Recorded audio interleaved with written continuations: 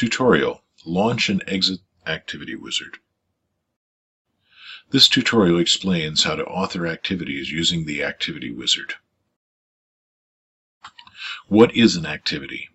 A packet tracer activity is a structured experience that can include instructions, an initial network, an answer network to which student work is compared, an assessment tree, feedback, a timer, and other features that provide guidance to learners.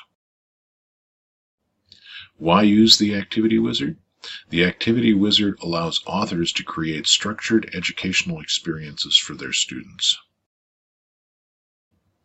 Launch Activity Wizard from the main toolbar. Click Yes in response to, do you want to use the current network as the answer network? Activity Wizard window opens. Click on the Packet Tracer window to view the main interface.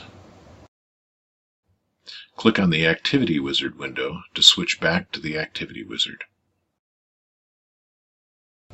To exit the Activity Wizard, either click the Exit button or the X button.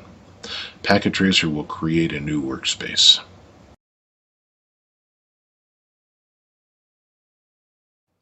This ends the Launch and Exit Activity Wizard tutorial.